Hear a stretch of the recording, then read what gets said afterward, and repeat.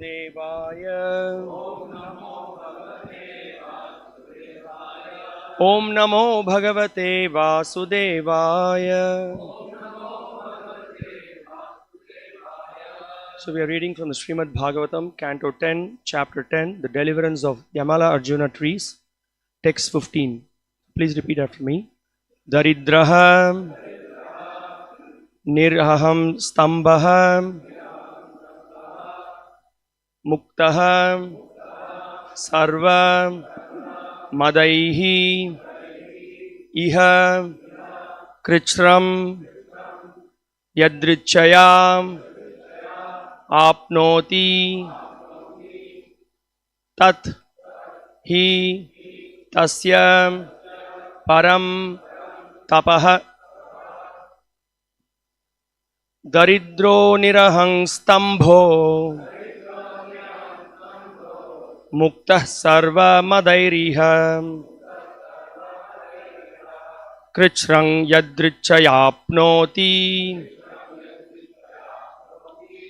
Tadhitasya Parang Tapah Daridro Nirahang Stambho Muktah Sarva Madairiha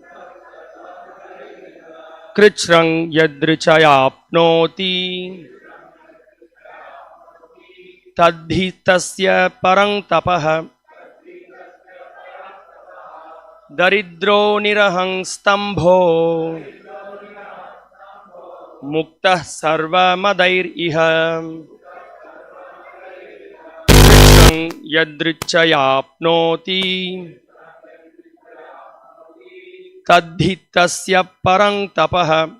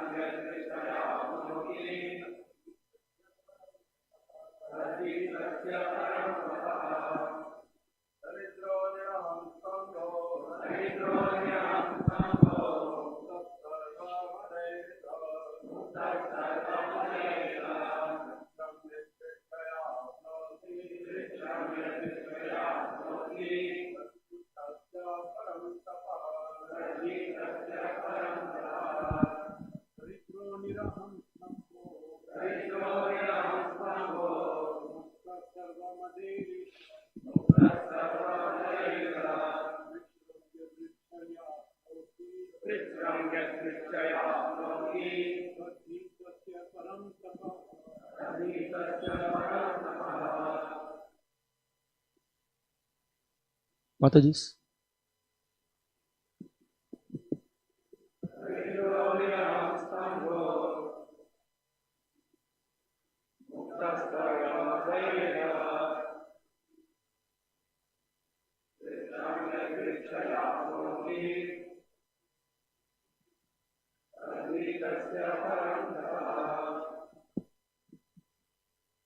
Daridraha, a poverty-stricken person.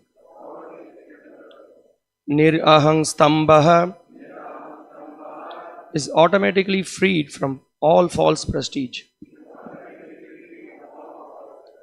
Muktaha, liberated. Sarva, all. Madaihi, from false ego. Iha, in this world. Krichram, with great difficulty. Yadrichaya, apnoti, what he gains by chance from providence. Tat, that, he, indeed. Tasya, his. Param, perfect. Tapaha, austerity. Translation unpurported by His Divine Grace A.C. Bhakti Vikasa Swami Srila Prabhupada, founder Acharya of ISKCON. Translation: a poverty-stricken man must automatically undergo austerities and penances because he does not have the wealth to possess anything. Thus his false prestige is vanquished. Always in need of food, shelter and clothing, he must be satisfied with what is obtained by the mercy of Providence. Undergoing such compulsory austerities is good for him because this purifies him and completely frees him from false ego. Purport: a saintly person voluntarily accepts a state of poverty just to become free from material false prestige. Many great kings left their princely standard of living and went to the forest to practice austerity according to Vedic culture just to become purified. But if one who cannot voluntarily accept such austerity is put into a situation of poverty, he automatically must practice austerity. Austerity is good for everyone because it frees one from material conditions. Therefore, if one is very much proud of his material position, putting him into poverty is the best way to rectify.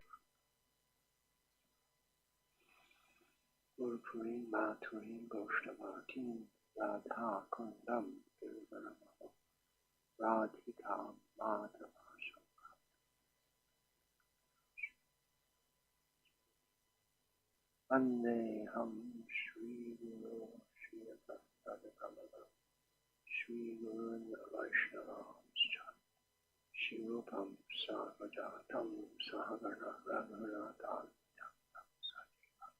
Sadvaitam Savadhutam Arjuna Saitam Krishna Vaitam Shri Radha Krishna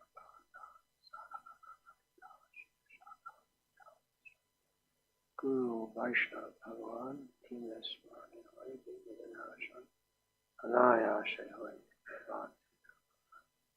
Hare Krishna Krishna Krishna Hare Hare Hare Rama Rama Rama Hare Hare. This verse and several verses in the vicinity of it proclaim the glories of poverty. This will not be a very popular religion. If we tell people, you come, you join our religion, you'll get wealthy, then it will be popular. If we tell, actually poverty is good, austerity is good, then they may classify you as a dangerous antisocial cult. And actually, if one is Krishna conscious, it doesn't make any difference whether one's poor or rich. Poverty in itself is not a good quality. Here is stated that, who's this piece? Is it Narad Muni, yeah. Explaining why he cursed. Yeah, you have our holy men will curse you. So he's explaining why he cursed. He's saying that a poor man automatically becomes free from all false ego. We don't always see that. We see that people, well, even Prabhupada quoted here, Daridra dosho gunarashinashi. Which shastra is that from? Is it from China? It means poverty destroys all good qualities. Anyone? It's from Kalidas. It's not from any shastra in particular. But actually Chanakya, it's all from shastra. It's a collection of quotes, but it's from a play of Kalidas. So poverty destroys all good qualities. Well, here it can be taken to mean any materialistic qualities in this sense. I saw that in Bangladesh in the late 1970s and 1980s, that there was a lot of lot of thieving going on. People were desperate. It was a desperate situation, poverty-stricken. It was famously called by some American big leader or something as a basket case, which means just you have a waste basket and you throw things in the waste basket. Whatever you put in there, it's useless. You can't do it. Now the country is quite prosperous.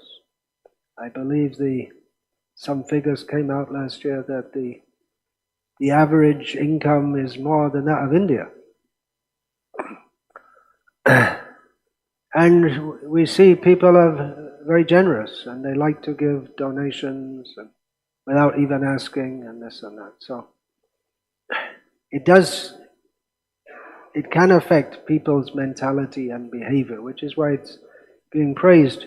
We see also in Chaitanya Charitamrita, Dinere adhik daya kari Bhagavan, kulin pandit dhanir baro abhiman.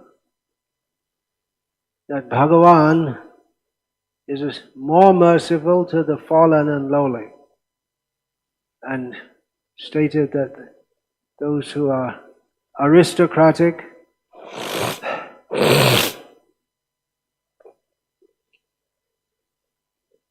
very knowledgeable and wealthy, they're very egoistic.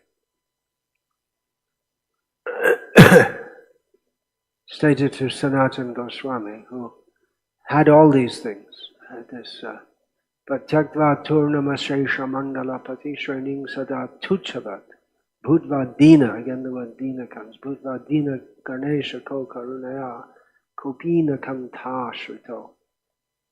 He was from a background of wealth, prestige, power, highly learned. He gave it all up to deliberately live in poverty, thinking that this is a better situation for practicing Krishna consciousness.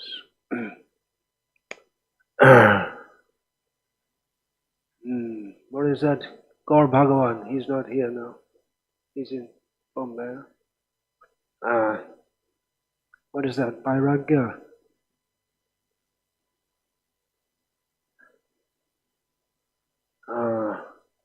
Gaura Bhakta Vairagya Guna Pradhan. I don't remember. Does anyone know this?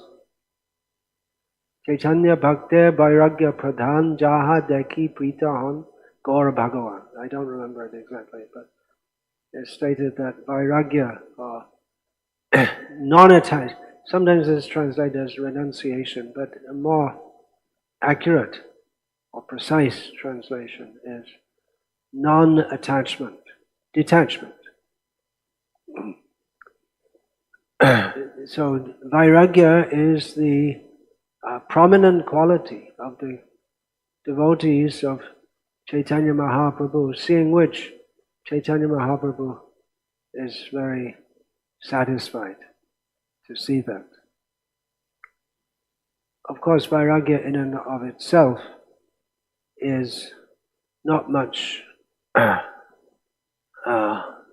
praised by the Vaishnavas. There is Shushka Vairagya. This word also comes in Chaitanya Charitamrita. Dry renunciation. Renunciation of everything material should be to accept that which is positive. Give up the negative, accept the positive. Just like the 6 Goswamis. They gave up all that prestige, wealth, everything. But Gopi Bhava Rasamritab Delahari Kalola Makano Mahur. They were always swimming in the waves of the Bhakti Rasamrita Sindhu, the highest level of Krishna consciousness, the feelings of the gopis for Krishna. So, consideration of what is wealth and what is poverty. Dhan more Nityananda. Narottam Das sings, my wealth is Nityananda. Kabe Krishna Dhan Pabo, he sings in another song. When shall I attain the wealth of Krishna? And as Srila Prabhupada notes in this purport, that many great kings previously, they gave up all their wealth, their pelf, their power, position, prestige, to live in a poverty-stricken condition for the sake of spiritual advancement.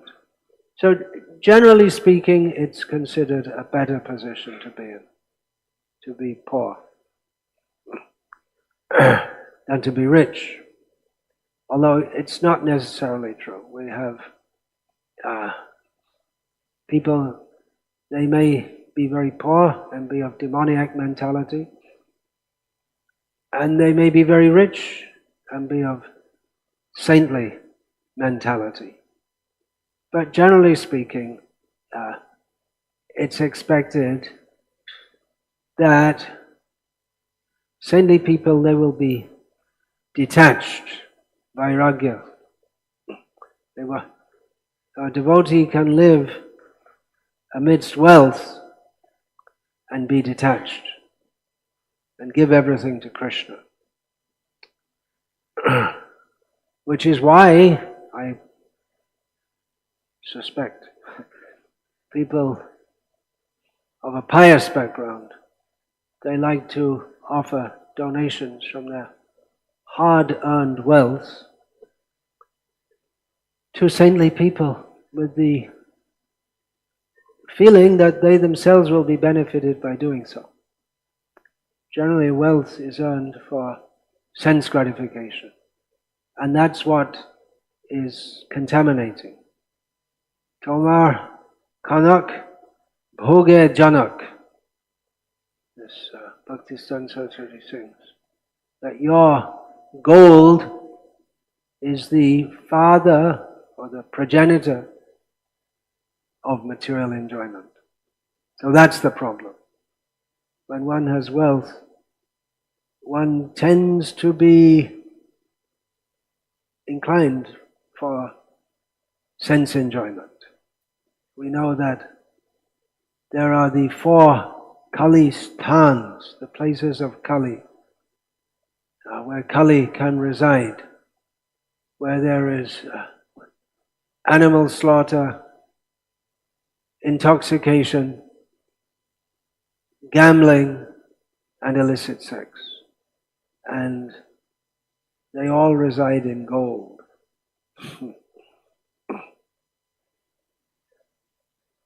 Gold, we know from, at least we can understand from people who, some astrologers, they prescribe you, or even for health it may be said, you wear some copper or some gold or different gems for different astrological reasons. And there's something about gold and precious things that tends to affect your consciousness.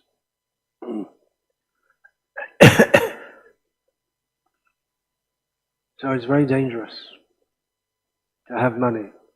It's very dangerous not to have money. Actually, we're trying to set up communities on Srila Prabhupada's order where money is not a factor. There are still places in the world where people don't have money, they don't use money, they don't need money. Because if you grow your own food and build your house from local materials, and you don't need money. There may be things, there may be things in wealthy traditional societies. There will be, definitely there'll be jewels, gold, all these things. But a spirit of detachment and generosity is there. That wealthy people, they have nice clothes, new clothes, and then when there's some function, marriage function, or feeding the baby first time function, or So many different social functions are there. Then they'll give the clothes away. They may not wear them very often. And they'll be considered very miserly if they don't. By social convention, you have to. So everyone has nice clothes.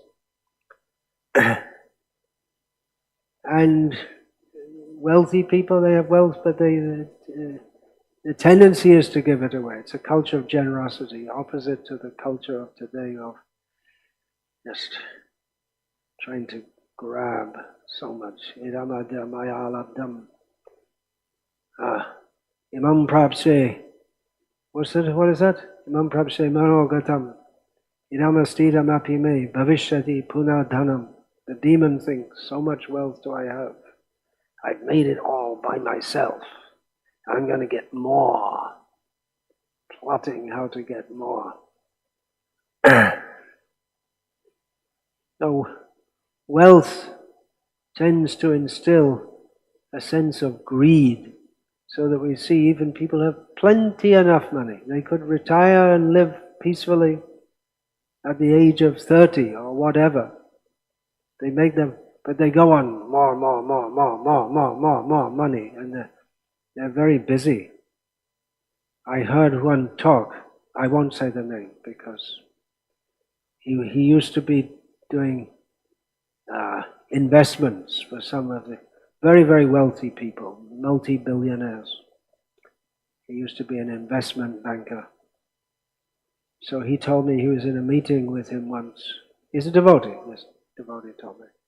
He was in a meeting with him, and there was some point came up, and this devotee, who was an investment banker, said to this super rich guy, I'll get back to and I'll report to you tomorrow. I said, no, not tomorrow. It's Friday. Friday is the Muslim holiday. No, give me a break, at least on Friday. And then he thought, wow, this guy's super rich and he's full of anxiety and tension. And that's when he decided, okay, it's time for me to quit my job. I've got enough money and retire, which he did. He just does full-time devotional service now. So money is all meant for Madhava. Madhava means the husband of the goddess of fortune. Krishna is the Supreme Personality of Godhead. He has all opulences. Aishvaryasya samakrasya viryasya yashasya shriyaha jnana vairagya yoshchaiva shandang bhaga itingana. He has all opulence.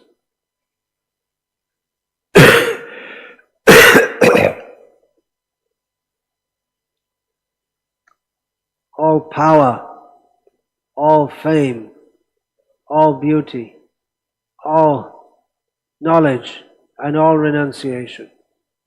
If anyone gets any of these qualities to a significant amount comparatively to others, they tend to become proud. If someone is wealthy, they tend to become proud. If someone is beautiful, often these go together because by karma, Janmaishvarya Shuta Shri. Generally you find people are born in wealthy aristocratic families. They're often good looking also and intelligent also. Often it all goes together. And the tendency is to become proud. If we have something a little more than others. So it can be a great mercy to be divest of that. Yasyahamanu Grithnami. Yudhishthira Maharaj asked Krishna after so much suffering. He had to lose so many things, see his wife insulted. And said, well, what's the symptom of your mercy upon your devotees? Yudhishthira asked. Because generally people go to God, they're asking for something. Dhanam dehi, yasham dehi, rupavati bharya dehi. Give me this, give me that, give me money, give me reputation, give me a beautiful wife. or another beautiful wife. In Vedic culture, you are allowed to have more than one. So Yudhishthira, he might have been wondering that, well, what's the symptom of your mercy upon your devotee? Yasyaham anukrishnami harishe taddanam shanai. I take away my devotee's money. Gradually, the word is used. Then, what is the next line after that? And his relatives become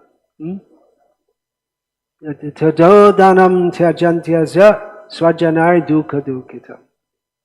Then all his relatives, they become not so friendly to him as they were before. Oh, we love you. You're so good. You're so nice. You lose everything and no one cares. You can see, if someone gets some money, then he becomes more popular. All of a sudden he has more friends. People treat you differently. If you lose money, then also the rich man no one cares for.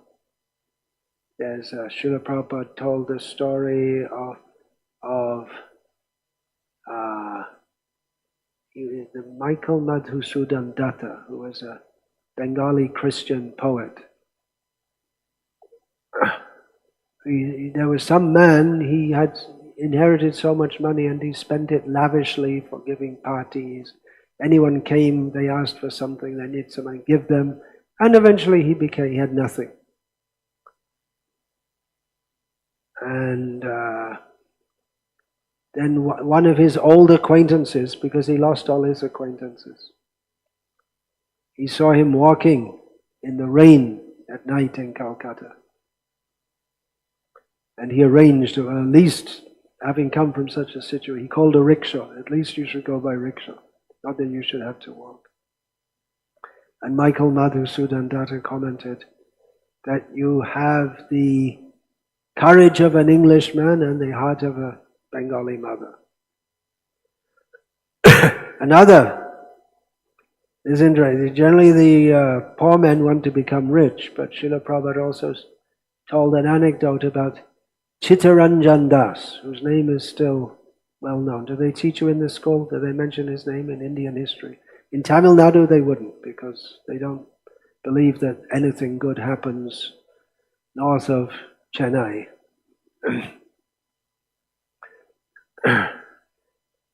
In North India, does his name come in the history book, Chittaranjan Das? Probably in Bengal at least. There's a whole township named after him. Is that in Bengal or Bihar? I think it's in Bengal. Anyway. So he was a very rich man. Actually, Prabhupada told more than one anecdote about it. I'll just tell this one. Well, they're both in connection. Very rich man, so he was sitting on the veranda of his house, looking morose. And then his wife said, well, what do you want? You've got name, position, fame, money. At that time, some sadhu went past, or baul or whatever. There used to be so many, wandering the streets, singing some song. And it means no money. He said, I want to be like him. No money, no cares, no anxiety. Another story Prabhupada told about him is that he was very rich. He made all his money from arguing legal cases. He was a lawyer.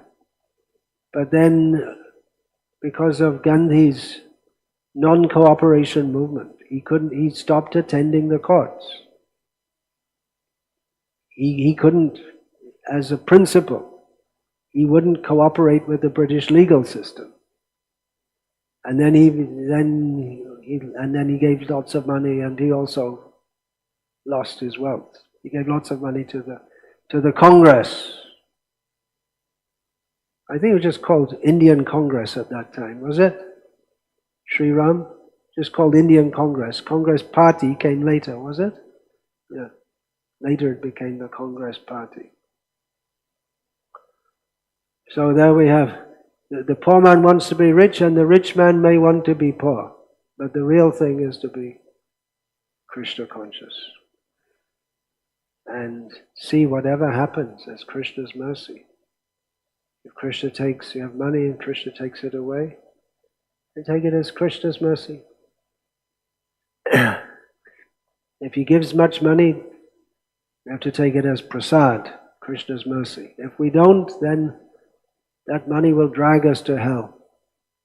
If we don't engage money in Krishna's service, then if we don't engage in Krishna's service, it just takes us to hell. Of course, householders, they have to maintain their families. That's there. But the attempt should be to make the family Krishna conscious. Devotees should be of a renounced mentality. Everything is for Krishna. Even the home, everything. Bhaktivinoda Thakur set the example. Everything is for Krishna.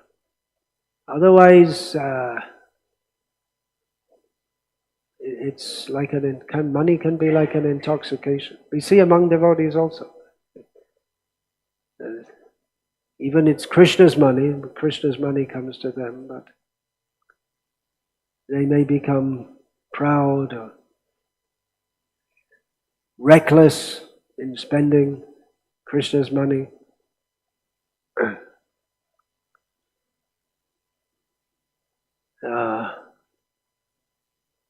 We could build so many temples with all the monies that's been wasted in ISKCON.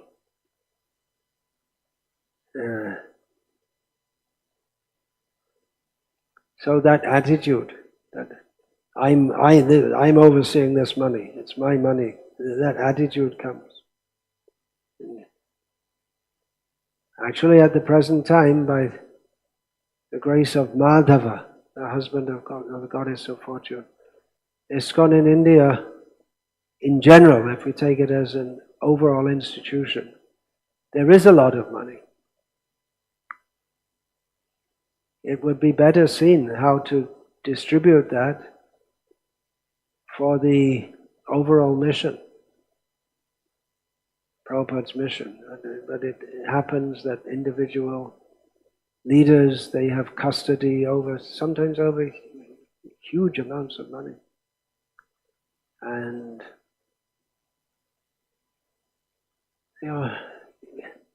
whenever I go to a temple and I see them breaking something and restructuring it, I know they've got too much money. Because generally that's whatever, they get lots of more money than they need and they start breaking down the temple and rebuilding it. Have you seen that?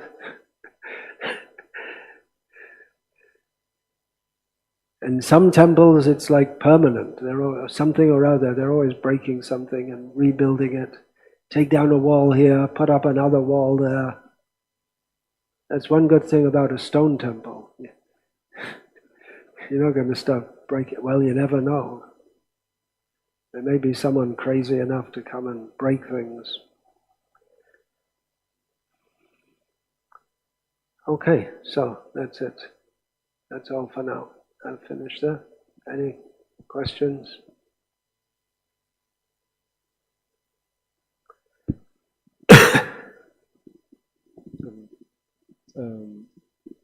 Two or three verses before, there is, of all the four, wealth and then education and beauty, specifically Narada Muni is pointing out that of all the three, wealth is, the pride that comes from wealth is more difficult to overcome.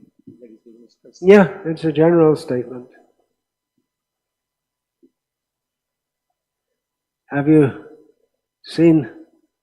Some of you may have seen and met Ambarish Prabhu. You definitely must have.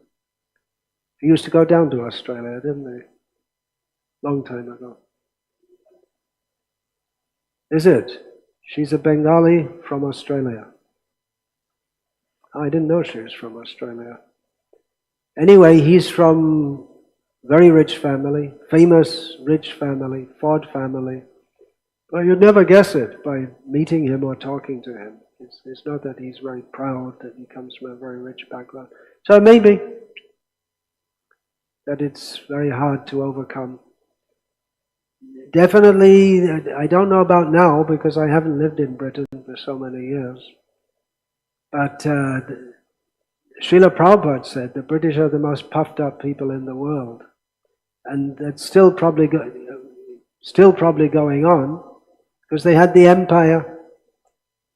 And even though most people in Britain throughout the whole empire time, they were poverty stricken actually. The Industrial Revolution which powered Britain ahead, that was done by exploitation of the working class. And during the early 19th century, after the Second World War, Britain was poor. Most people were very poor. But still, I hear that from, if you go to other countries in Europe, they say, oh, British people, they're all very proud. And they have this feeling they're superior. Maybe because they used to rule the world or whatever. So that general tendency is there. America's now the most powerful country in the world. So we hear of American exceptionalism. Means they think they're exceptional. Well, they are at the present time, just like Greece was at one time. Can you imagine Greece being world power? Babylon, what's that? Iraq. Now they're occupied by American troops. They're very kindly keeping the peace in Iraq. And oil also, secondary consideration. They're very anxious to keep the peace in Iraq. So the idea, we're an exceptional people. Everyone thinks the Romans, have you ever heard of the Carthaginians? There used to be a massive empire from Carthage in North Africa. And it goes on and on and on. So many great civilizations have come and gone. So, yeah, wealth, the pride of wealth.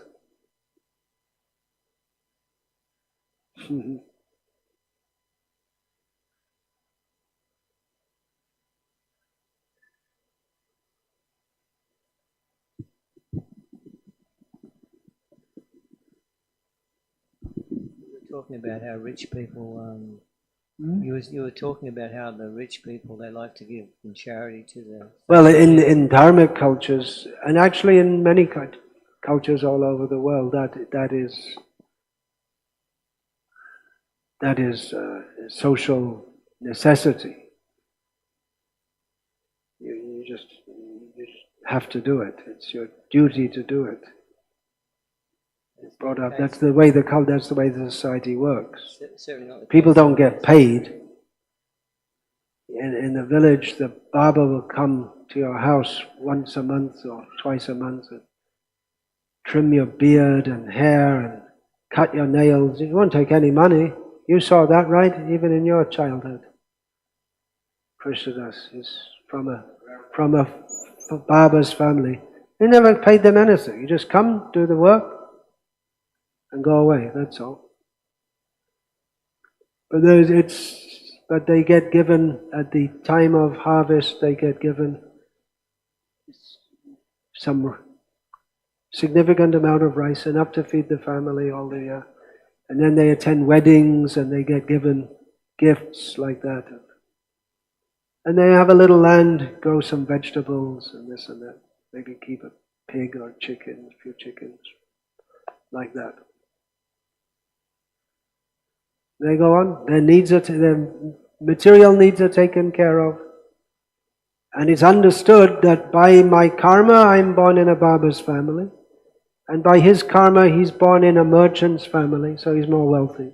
And then there should be no envy. And you have to do your dharma properly. Otherwise it's sinful. And if you do it properly, you become elevated in the next life.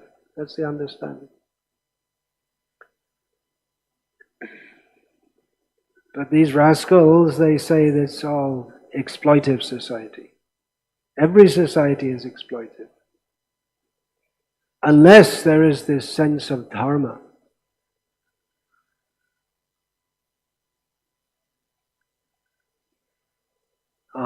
So you were going to say? I was going to say that it's not the case in the West where the rich, they become more degraded by their wealth. Oh, definitely. Everywhere people become degraded by wealth. It seems that the richer you are, the more degraded you are now.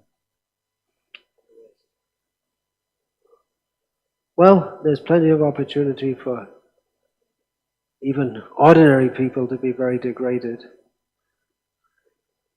The average person in the Western countries breaks all the four regulated principles every day, all day, if they can.